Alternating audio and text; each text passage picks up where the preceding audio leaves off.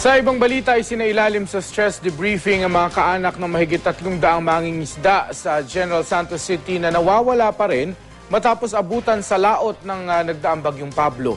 Ikinwento naman ng isa sa halos 20 mangingisdang nailigtas ang naranasan niya sa dagat. Nagbabalik po si Jennifer Solis ng GMA Gensan. Himala kong ituring ni Lino Villafuerte ang kanyang pagkakaligtas sa matinding hagupit ng bagyong Pablo. Ang mga galos at sugat sa kanyang katawan ang makakapagsabi kung gaano kahirap ang naranasan niya ng matangay at pataubin ng malaking alon ang sinasakyan niyang bangka.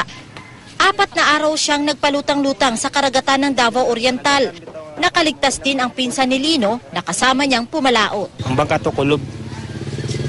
Then, pagkulob ba to na nagtibuag sa mga kauban, wala may nag-ipon nga naanod, domi ka grupo.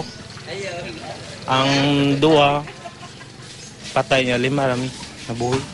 Sa ngayon, mahigit 300 pa ring mangingisda ang nawawala. Ang kanilang mga asawa at anak halos hindi na makatulog sa pag-aalala. Sa pagkakaroon, ma'am, wala pagid minawadi yung paglaong nga kanang nakuha na sila, nangamatay na sila, kay naapa may mga nangarescue nga kanang mga buhi nga wala pa naabot sa raplin. Para maibsan ang pag-aalala ng mga kaanak na mga nawawala, isinailalim sila sa stress debriefing ng DSWDO. Stress debriefing is a psychosocial tool where people with problems or under stress, tinutulungan mo na para makapahungaw ng iyang gibati. Okay. Jennifer Solis, Nagbabalita, Pilipinas.